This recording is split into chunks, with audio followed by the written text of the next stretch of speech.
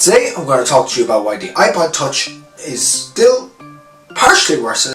This is the second generation. Now, it has a lot of advantages to it, and mostly disadvantages, to be honest with you, but let's not focus on those.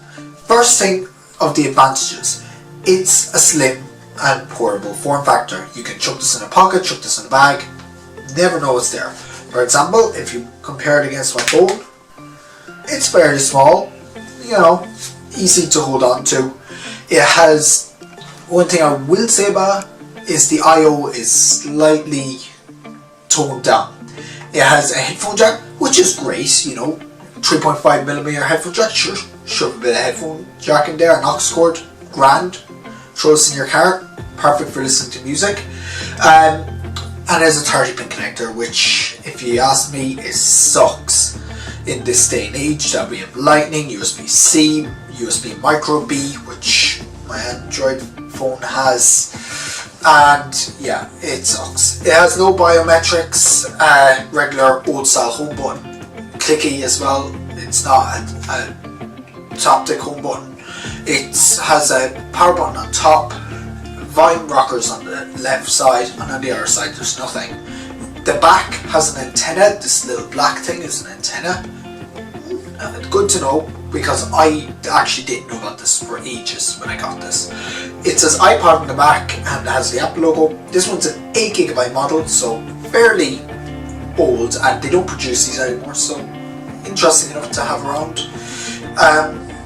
I will say stainless steel is nice. It has a very premium feel to it. Adds a bit of heft as well in a device that really you should have heft in this old.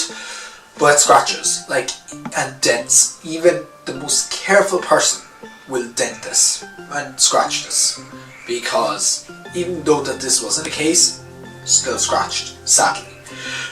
I would say though, it's very nice. I mean, this is the palm of my hand. This is the iPod. It's fairly small, portable. iOS works damn well. You can listen to music. You can't download apps, sadly. You can't download podcasts unless they're on iTunes and you download them onto this. But then they count as music, so that gets complicated. You can download movies, it's just I haven't gotten a format that works on this. For example, 1080p won't work on this, 720p won't work on this, and I'm pretty sure it's 480p if you want to download music onto this thing. It's running iOS 4.2.1 as its final release, and it's actually very snappy. This is the iOS version that you couldn't put a wallpaper on the home screen, only on the lock screen, which I think is nostalgic. You can slip it in a pocket, wherever.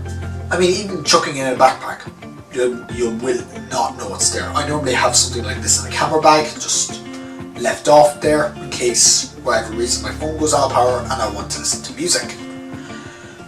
But at the same time, this does support Bluetooth, so I can use my Jaybirds way. You can use your Microsoft Surface headphones if anyone out there that watches my content owns them, or any Bose, anything really, you will be able to use them. I will say this is partially worth it. Should you buy it? I mean, if you're looking for something that can play music, you can get older versions of apps.